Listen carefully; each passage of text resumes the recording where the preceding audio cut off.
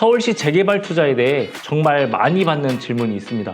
어디가 될까요? 그리고 더 구체적으로 물으시는 분들은 언제 될까요? 이렇게 물어보시는 분들이 정말 많습니다. 그런데 이 질문에 대해서 솔직하게 말씀드리자면요. 언제가 될지는 모릅니다. 하지만 어디가 될 가능성이 높은지는 충분히 판단할 수 있습니다. 왜냐면 재개발은 우연히 되는 게 아니라 조건이 맞는 곳에서 먼저 일어나기 때문입니다. 서울에서는 될 수밖에 없는 곳들도 있고 될 만한 곳들도 있습니다. 하지만 많은 분들이 이 둘조차도 놓치면서 투자를 하십니다.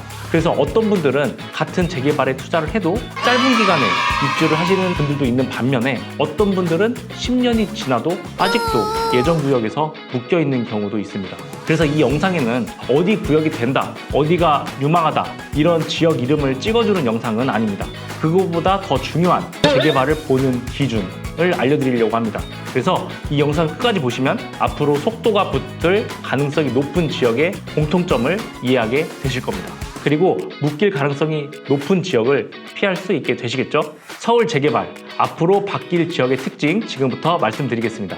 첫 번째, 서울시가 키우겠다고 정해둔 중심지 안에 있는 곳. 행정가 입장에서 아무 곳이나 절대 키우지 않습니다. 서울시는 이미 도시를 어떻게 성장시키겠다는 분명한 계획을 발표해 두었습니다.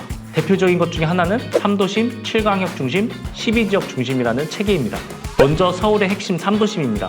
광화문, 종로, 여의도, 강남 이 세 곳은 서울의 정치, 금융, 비즈니스의 중심입니다. 그리고 서울의 광역 거점들도 있습니다. 용산, 청량리, 마곡, 잠실 이런 지역들은 서울에서 대규모 업무, 상업 중심지로 성장시키겠다고 정해둔 지역입니다. 또 생활 중심지들도 있죠. 성수, 연신내, 동대문, 미아 이런 지역들은 상업과 생활 기능을 강화하는 지역 중심지입니다. 이게 왜 중요할까요? 서울의 모든 투자와 인프라는 이 중심축을 따라서 움직이기 때문입니다. 예를 들어 볼게요. 복합개발, 환승센터, GTX, 대형 업무지구, 대형 상업시설 이런 웬만한 것들은 완전히 새로운 곳에 생기는 경우는 거의 없습니다. 대부분이 이미 계획된 중심축 위에서 확장됩니다. 그래서 앞으로 바뀔 가능성이 높은 지역들은 이미 중심지 근처이거나 중심지로 지정된 지역들에 많이 분포해 있습니다. 반대로 이 중심 체계에서 멀리 떨어진 곳이거나 이 중심지 체계로 진입하는 것이 어려운 곳들은 입지가 좋다고 보기는 어렵습니다. 여기서 중요한 포인트가 있습니다. 재개발에서 많은 사람들이 노후도를 가장 먼저 보는데 사실 더 중요한 것은 입지입니다. 노후도는 시간이 지나면 자연스럽게 충족될 수 있지만 입지는 시간이 지나도 바뀌지가 않습니다. 그래서 재개발에서는 낡았다보다 어디에 붙어 있느냐 이거를 봐야 하는 이유입니다. 두 번째는 입지가 좋고 저층 노후 주거지가 넓게 모여있는 곳. 서울시는 주거 환경이 열악한 지역을 먼저 정비하고 싶어 합니다. 특히 다음과 같은 지역들은 정비 필요성이 높은 곳들입니다. 반지하가 많은 지역, 침수 위험이 있는 지역, 골목이 좁아서 소방차 진입이 어려운 지역, 노후 건축물이 밀집된 지역 이런 곳들은 정비 필요성이 높기 때문에 정책적으로라도 우선순위를 받을 가능성이 있습니다. 서울에는 이런 지역들 생각보다 많습니다. 특히 1970에서 80년대에 지어진 이런 저층 주거지들이 아직도 많이 남아 있습니다.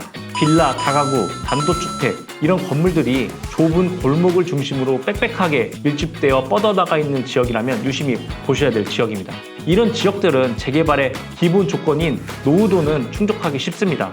그 다음으로 중요한 것도 있습니다. 바로 면적입니다. 재개발은 어느 정도 구역이 넓게 형성되어야 사업성이 나올 수 있습니다. 그래서 한두 블록 정도의 작은 노후지보다는 넓게 노후지가 모여있는 이런 곳들이 훨씬 유리합니다. 결국 가능성이 높은 지역은 좋은 입지 그리고 넓은 노후 주거지 이 두 가지가 동시에 충족할 수 있는 곳들입니다. 세 번째, 주변이 이미 개발되고 있는가? 재개발 투자에서 많은 분들이 가장 실수하는 부분이 있습니다. 바로 완전히 처음 시작하는 곳에 들어가는 것입니다. 여기는 개발된 게 하나도 없다. 너무 개발하기 좋아 보인다. 이렇게 들어가시면 정말 위험합니다. 재개발은 주민의 의지만으로 되는 것은 아닙니다. 행정과 정책, 사업성, 그리고 주변 개발 흐름 이 모든 것이 같이 움직여야 합니다. 그래서 재개발과 재건축은 순환식으로 진행이 됩니다. 한 지역에서 재개발이 시작되면 주변 지역으로 개발의 흐름이 확장됩니다. 그래서 투자를 할 때는 주변에 이미 진행되고 있는 사업이 있는지 반드시 확인해야 합니다. 예를 들어 신속통합기획, 모아타운, 도심복합개발, 역세권 시프트 이런 사업들이 왜 만들어졌을까요? 이유는 바로 정비사업 속도를 빠르게 만들어주기 위해서입니다. 허들을 낮추고 인센티브를 주고 행정 절차를 빠르게 진행하려는 것입니다. 그래서 이미 주변에서 정비 사업이 진행되고 있는 곳들은 행정 경험도 쌓이고 주민들의 인식도 바뀝니다. 처음에는 반대를 하지만 주변의 친구, 지인이 신축 아파트에 들어가는 걸 보면서 인식이 바뀔 수밖에 없습니다. 개발 흐름도 형성됩니다. 반대로 주변에 어떠한 구역 지정도 없고 개발 흐름도 보이지 않는 곳이라면 정말 오래 걸릴 수밖에 없습니다. 그래서 빠른 시기 안에 변화를 기대한다면 완전히 새로운 곳보다는 이미 변화가 시작된 지역 근처에서 시작하는 것이 훨씬 현실적인 전략입니다. 서울 재개발에서 앞으로 바뀔 가능성이 높은 지역 특징 제가 3가지 말씀드렸는데요. 첫 번째는 서울지 중심 체계 안에 있거나 서울지 중심 체계 안에 진입이 쉬운 곳. 두 번째, 입지가 좋고 노후 주거지가 넓게 모여있는 지역. 세 번째, 주변에서 이미 개발이 진행되고 있는 지역. 이 3가지 꼭 기억하셔서 함께 보셨으면 좋겠습니다. 마지막으로 재개발 투자는 싸 보이는 곳을 사면 절대 안 됩니다. 서울에 빈 땅에 개발할 수 있는 곳은 없습니다. 그래서 앞으로 공급되는 아파트의 상당수는 재개발과 재건축에서 나옵니다. 결국 재개발과 재건축을 잘 이해하는 사람이 서울 부동산 투자에서 성공할 수 있습니다. 잘 모르겠다면 교통이 좋은 곳, 역세권 중심, 고밀 개발 가능한 지역 이런 곳에 집중해 보시기 바랍니다. 그리고 소액으로 서울 핵심 지역에 재개발 투자에 관심이 있다면 아래 상담 신청을 통해 문의 주시면 안내해 드리고 있습니다. 부동산으로 돈 버는 사람들 부동산이었습니다.